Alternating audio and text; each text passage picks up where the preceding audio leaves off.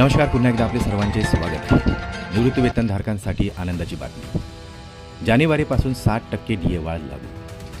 राज्य शासनाने निवृत्ती वेतनधारक आणि कुटुंब निवृत्ती वेतनधारकांसाठी अत्यंत महत्त्वाचा निर्णय जाहीर केला आहे. सामान्य प्रशासन विभागाने शासन निर्णयानुसार महागाई भत्त्यामध्ये 2% वाढ मंजूर करण्यात आलेली आहे. ही वाढ 1 जानेवारी 2026 पासून निवृत्ती वेतनधारकांना लागू करण्यात आलेली आहे.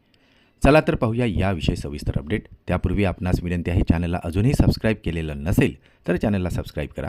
नवनवीन अपडेट मिळविण्यासाठी बेल आयकॉनला प्रेस करायलाही विसरू नका.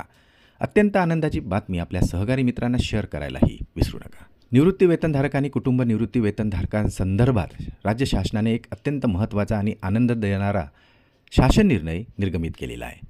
काय आहे शासन निर्णय? चला तर पाहूया.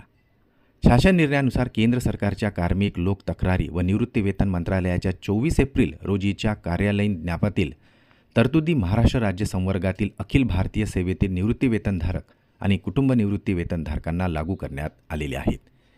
यानुसार 1 जानेवारी 2026 पासून महागाई भत्त्यात 2% वाढ लागू करण्यात आली असून संबंधित निवृत्ती वेतनधारकांना आता 60% दराने डीए मिळणार आहे. कुणाला मिळणार हा लाभ? चला तर पाहूया. या निर्णयाचा लाभ या लाभार्थ्यांना मिळणार असून ज्यामध्ये अखिल भारतीय सेवेतील निवृत्ती वेतनधारक, कुटुंब निवृत्ती वेतनधारक तर महाराष्ट्र राज्य संवर्गातील पात्र अधिकारी असणार आहेत. कधीपासून लागू होणार? चला तर पाहूया. ही डीए वाढ दिनांक 1 जानेवारी 2026 पासून थकबाकीसह अदा होण्याचीही शक्यता आहे.